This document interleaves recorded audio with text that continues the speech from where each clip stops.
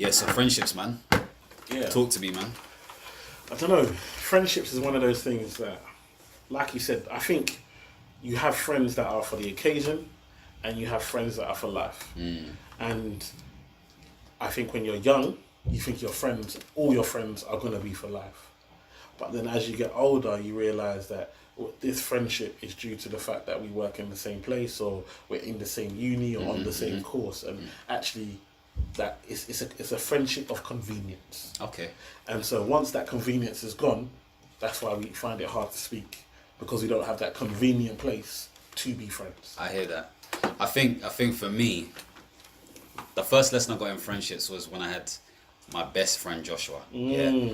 And I was 5 years. Josh. Yeah, man like Josh, you know. And we were 5 years old, and he lied about something. I must have been at some higher moral standard, because I was like, that guy lied. I don't trust him anymore. At 5. At 5. You know what? Most people tell me this story, I wouldn't believe them, but you must. I'm gonna believe you because you're a serious guy. You're a serious guy. So I said to my mum, I'm not friends with Joshua no more. She's like, why? She's like, I was like to her, because he lied. In fact, I don't believe in best friends. That's what I said. Wow. And I stuck to that. I've never had, although I have people that I associate as my best friends. Yeah. I've never actually been honest to say they're my best friend. All because of Josh. All because of Josh. Wow. It comes down to that initial experience for me. So I think I've been very careful in terms of who I call my best friend, but I have friends. Does that make sense? You know? And I think sort of in addition to that, again, my mum was a good revelation in this. She said to me and my sister, she said, I care more about my friends than I do my body. Which means friends use me at times. Do you understand? Friends use me. I'm not trying to make it out like I'm sort of some sort of amazing person. I don't want to say that. However, I've realized for myself that I like to go above and beyond. So it feels like they're the recipient and I'm the sort of like advisor, so to speak. So I'm not surprised why I'm in the whole coaching, advising world, because naturally I like to do that anyway. So you could argue I'm to blame, but at the same time, as a friend, they're supposed to be your confidant or somebody who's, you know, able to sort of guide you in the right way or share fun times with you or support you, as we've been saying, you know. So I don't know, man. I think when it comes to friends, you only have a few friends, few real friends. Then there are categories. There are definitely categories, man. But I don't know, because I find that my friends that I'm closest with, they become family. And so when they become family, it doesn't matter if we don't speak for however long. Of course. When we link up, it's like we never left. But then you have friends who, you know, you're speaking to them all the time on a daily basis. And so your expectation from them is that, you know, if they don't hear from you for a week or so, they're going to call you and check on you. Yeah. But I realise that in my friendships, I'm the caller.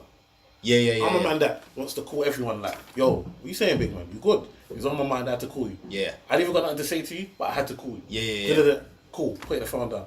Yo, you okay, sis? I ain't heard from you in a while. And I Yeah. realised that when I said when I got married and I started to get busy and actually I couldn't call people. There's no one calling you. I just stopped speaking to people. Well, people calling you though. No, why would they call me? See, it's mad because even Mike knows this himself. Yeah, like I call people.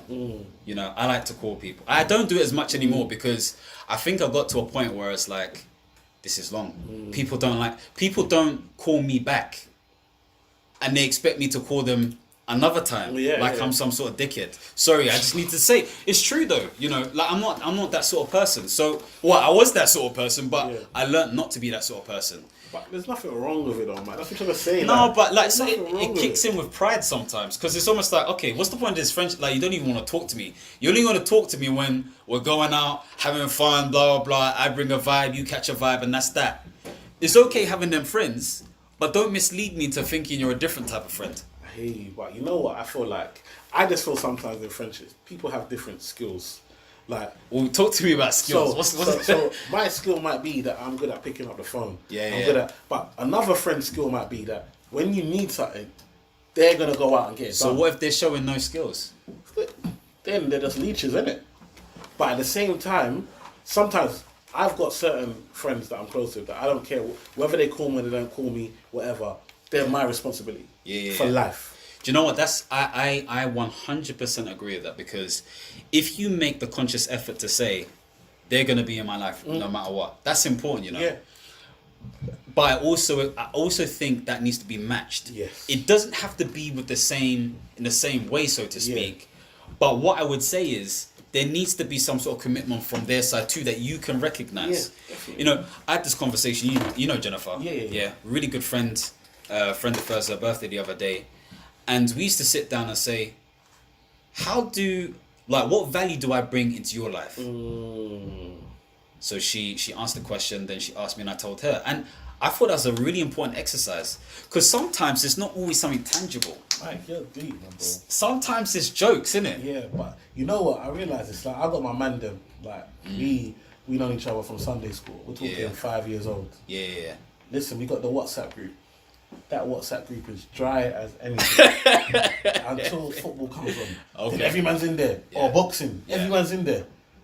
Start a conversation about money or building wealth or jobs, and bruv, that thing is dry. Suppliers are not coming back in. Start talking about AJ got beat. You wake up to 200 messages. Trust me, Mike knows as well. I'm thinking to myself. Yeah. So it made me realise that okay, cool. This is what we've become. Do you see what I'm saying? So I can't force it. But do you think you've become that, or it always was that? You know what? It's a good point. I think I personally feel like we all are on different levels. We're all at different stages in our lives, and what we want in our lives is different. And I'm sure that they have other WhatsApp groups where they're entertaining and they're talking and they're vibing because that group of people they're close with. But because we've known each other for so long, we put a pressure on ourselves to say, well, we've known each other since kids, so we have to be close and we have to talk and we have to. Do you know what I mean? But even to link up is difficult. Yeah. You try to say, let's link up once a quarter. Listen, it's been a good 2 years since we linked up in person. Yeah. Like, we bump into each other on the road. It's mad.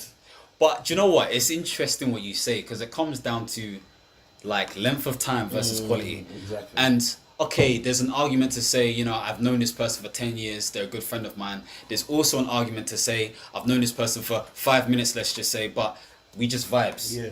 Where's that balance? It's a good question. I think personally, my old school friends, they're always gonna be there because we got memories. We got things that we can talk about. Like, you know, when someone knew you when you never used to get a haircut every week, and you know what I mean, you had the worst trainers in the world, and you know your mum bought your clothes. You know them ones. They've known you from them. And loved you. Yeah. So you can't get gas now that you've become someone and you can talk properly and you've got a good job. Obviously, people are going to gravitate towards you. Of course. It's human nature to gravitate towards success. So you can't let people coming towards you now affect you and look back at other people that were with you from the get-go and now compare it that, my energy with this person's better. Yeah, it's better now, but would that person still want to have energy with you if they didn't respect where you are today? It's true. Or if they didn't see something in you today that made them think that I want to be associated with you. So then I think it comes down to me, based on what you're saying, is association. Okay, and it's almost like if I show off a certain characteristic in a certain environment at a certain time, you're going to attract a certain type of person. Of course. And then that crystallizes in that person's mind, saying that's what that person's like, when really and truly they may not actually be like that until it comes to a certain point. Of course. And I feel like there are some friendships, so to speak, where that ice hasn't been broken. Come on. I feel like your friends need to see you sometimes at your worst. Yes. Because they will then know whether they can tolerate you or not. Do you understand? Because if they can't tolerate you, then they can go on and do their thing. But if they can tolerate you, then it's deeper than just your outer face characteristics or qualities. Do you know what I mean? And I think that's why old school friends are slightly different. Do you know what I mean? I have a friend, Steven. I've known him, since I was like 6. My oldest friend, gonna be best man at his wedding. And sometimes we won't talk for months, but every time we talk, it feels current. Yeah. It feels current. Nothing changes. The only thing that's changed is like he's gone much taller. You know, I'm still kind of the same height. You know, and we're making money. Yeah, you know, exactly. So that's the main thing that's changed. But the point being made is that he knows me as an individual. Yeah. You know, I guess he trusts me to a certain extent to call me his friend, and I can do the same for him as well. Whereas there's some other surface level people who It's not the same. I can say the same thing about Mike. See, the reason why that friendship is unique is because it's so multi-dimensional. And I think most people want multi-dimensional friends. They want to be able to talk about business. They want to talk about their girl. They want to talk about how to make money. They want to talk about the AJ fight and all this kind of stuff. But it seems like you pocket different types of friends for different things. Yeah, exactly. And I think with friendships, we put a lot of pressure on our friends to, continue to be current. But for me, it's about when you stand up. Okay, so one thing I realised with friends is that we have to be careful in regards to reacting to situations, because sometimes we can allow one simple situation ruin years of friendship. I'll give you an example. So, me and my friends, we're now at the age where we starting to have children, and so obviously I will try my best to go to everyone's christening, naming, baby shower, whatever it is. But sometimes if one of your friends doesn't come to yours, all of a sudden now you want to cancel them and forget the years of them showing up and the years of them being there for you, all because they wasn't on this occasion. Like people don't have other lives, or do you know what I mean? It's not personal. Yeah, I feel like people get a bit too petty. I feel like there's brownie points, and I think when it starts getting to that level or stage, it's almost like, okay, so what's the value of this friendship in the first place? Yeah. Are we just friends because we feel like we have to be friends because we've claimed that to the world, and therefore we need to stay in that position? To me, like, it's easy for me to say I don't care, but deep down, somewhere I do care. You know what I mean? We like to connect as human beings. Yeah. There's been a situation, not recently, where someone who's claimed to be a really good friend of mine has just randomly stopped talking to me. Now I have to question to myself, is there something that I have done as an individual? But obviously, as friends, I feel like, at least anyway, you have a duty to be as honest as possible to that other person and just own up to whatever's happened. But in this situation, this doesn't happen. So I'm thinking, is there a sickness or illness that they have? Has something happened in their family that I'm not aware of? And are they part of the MI5 where they have to keep everything stum now? At the end of the day, I feel like if you can't do that as a friend, then it makes me question the friendship from the beginning. I always say this, whether you're in a relationship, a social relationship, whatever it is, the beginning of that relationship is so important because that creates the foundation of everything. So if you look back to see what made you friends from the beginning, don't get me wrong, things can evolve and develop, but underneath that evolution, there's always that foundation. There was that original idea that created that friendship. I hear you. But do you feel like, because to me, I just feel like as you get older, you just need less friends. You're now focused on your own bubble.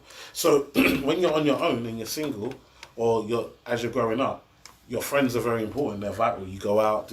As you start to build your own family, your focus turns to your family. So me as a married man with 4 children, I've noticed that I can't come to your birthday party in a rave at 12 o'clock at night and leave my kids here just so I can party and spend our money, the house money, on buying bottles, and it's just not going to be me. I can't go to every restaurant for your birthday and do. But that's different though, because that's you making decisions to say you can't go X, Y, and Z. And if you can't do those things, that's fair enough. No, but the problem, what I was getting to is the problem is not just me doing that. It's the repercussions of that. It's not that now that I can't go to all this stuff, now you don't want to phone me. I'm no longer useful as a friend because I can't spend my money on the things that you want me to spend my money on. Yeah. So now, because I can't go to a rave, does that mean you can't phone me and see how I'm doing? But it's not always like that. Don't get me wrong, that's for the majority. Yeah. So we grow as people, we change, we all of that kind of stuff. People grow apart naturally. That's cool. Yeah. But when those things, those drastic things don't happen, like marriage, kids, everything else, and things are relatively still the same in some respect, what's the excuse then? What's the excuse? Not really and truly, because then what you're telling me or somebody else is that this friendship was built on lies. Wow. It was built on matchsticks. Wow. That's what happened.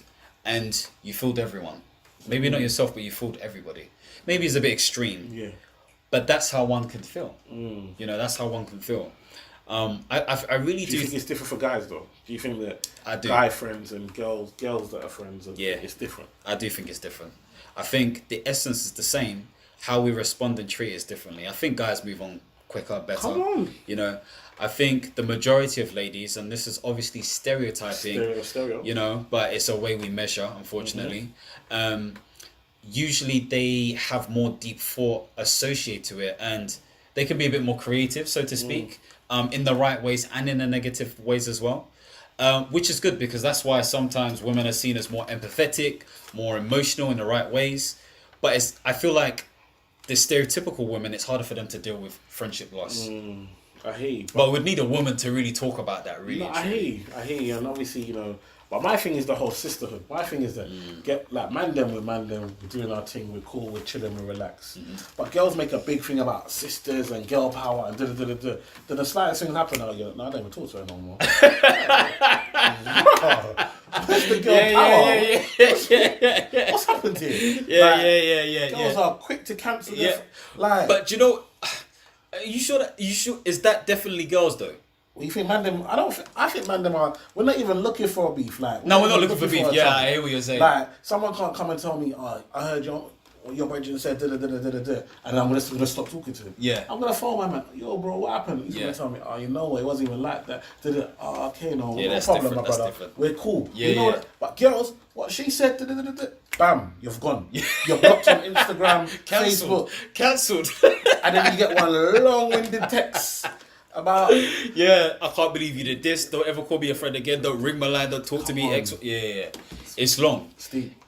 But that's interesting. But in the same token, they'll still make up kisses, all of that, and they're friends on. again. But what about this whole relationship thing? Like once girls or guys get into relationships, is there an expectation that can you still be the same person you was when you're now in a relationship? I think some people will say yes, they can. Some people will say no. I always put this caveat: it's everything's in context, everything's relative. Yeah. So I think there are situations where people are genuinely the same. You can't ever be the same person, but people are genuinely the same person, so to speak. But now that person has put them in that category where you're different, you've changed. Yeah. When if you look at it objectively, they haven't necessarily changed. In the same token, they have actually changed. Yeah. They've definitely changed because they got this new home slice, and at the end of the day, they've told themselves that, well, I've got her, she's got me, and that's all I need. It's me against why does that mean you against the world? You and this other person against. It doesn't have to be. You can still maintain those relations. Well, it depends on the person. And when they now break up, as most do. Oh yeah, and what's they come going on, Jeff? What do you say? Do you take them back with open arms? Do you make a comment as, oh, now you want a phone? Or do you just let it go? How do you think? I think it comes down to the person. I think pettiness is always good sometimes because it teaches lessons. It's true. Because at the end of the day, like, don't get me wrong, I think it's important to be good and nice human beings. Yeah, definitely. But I also think it's good to teach lessons. Yeah. Because in the same token, you could argue if you were a friend deep down, you need to make sure they don't make that stupid mistake again. You know? But then you could argue, is it their responsibility to do that? I think pettiness is okay sometimes. And is it the love that you have for your partner that will make you want to just spend all that time? Or is it that, or can you find a partner, when you're looking for a partner, should you have a partner that doesn't make you isolate yourself from your friends? It's a good question. I think it comes down to the dynamics of that relationship and the sort of person you are. I don't think that person should isolate you. You get them girl there, I mean, oh, so you want to go out with your friends, you don't want to spend time with me. Is it like, how do you, that kind of emotional blackmail, how do you kind of deal with that? They need counselling. No, it's true. They need counselling. I'm not even trying to be funny. Like, they actually need counselling, because if you can't even agree on certain things like that, or if you can't even talk about it, there's an issue there. And it's easy for me to say those relationships break down, and I'm assuming they do. But in some instances, people stay committed, and they stay miserable in those relationships, getting rid of really good quality relationships that can actually mean something to them. But this leads me on to something else. What about those situations where you have, let's say, a female friend? Yeah. Oh. And it changes then? It's gonna change. It's gonna change, and I think you have to be very sensitive. I think there are some female friends that you can have, but sometimes you have female friends and there was something there before, and then you became friends afterwards. Whether that's said or unsaid. Do you understand? And so your partner's gonna pick up on the fact that the way you guys interact is different than maybe how you interact with some of your other girlfriends. I'm a man. That's me. Yeah. I've got like my Careful what you say, Emmanuel. No. Careful. My closest.